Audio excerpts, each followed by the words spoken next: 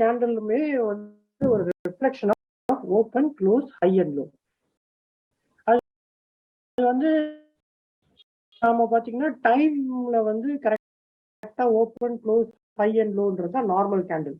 இந்த 5 minutes candle 5 மினிட்ஸோட ஸ்டார்ட்ல வந்து என்ன ஓப்பன் ஆயிருக்கு, 5 மினிட்ஸ் முடிஞ்ச உடனே என்ன க்ளோஸ் ஆயிருக்கு, அந்த 5 மினிட்ஸ் ரேஞ்சில் எது ஹையா இருக்கு லோ இருக்குன்றதுதான் வந்து நம்மளோட normal candle stick. That is time bound value. ஓகேங்களா? இந்த ஹிகிராஷின்றது என்னன்னா வந்து ஓப்பன் பண்றது எப்படி பண்ணுவாங்கன்னா, நமக்கு முன்னாடி இருக்க கேண்டில ஓகேங்களா ப்ரீவியஸ் கேண்டிலோடைய ஓப்பன் வேல்யூ எடுத்துட்டு அதோட க்ளோஸ் வேல்யூவை ஆட் பண்ணுவாங்க. ஆட் பண்ணி divide by 2. Say for example வந்து ப்ரீவியஸ் கேண்டில் வந்து 17,100ல வந்து ஓப்பன் ஆயிருக்கு, 17,200ல ஃபினிஷ் ஆயிருக்குன்னா 17,100 + 17,200 டிவைடட் பை 2 போடுவாங்க.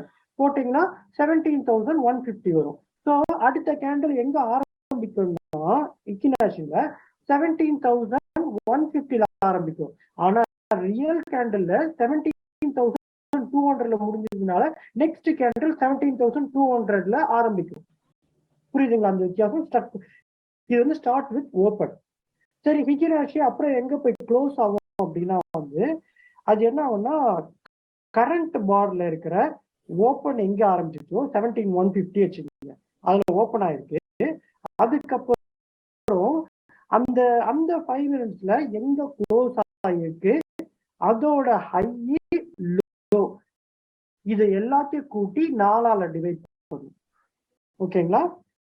ஸோ வந்து சொன்ன மாதிரி ஓப்பன் நம்ம சொல்லிட்டோம், ப்ரீவியஸ் கேண்டிலோடைய வந்து ஓப்பன் க்ளோஸ் 2ஆல வகுத்தா ஆவரேஜ் பண்ணா வர வேல்யூ தான் நம்மளோட ஹிகினாஷி கரண்ட் கேண்டிலோடைய ஓப்பனிங்.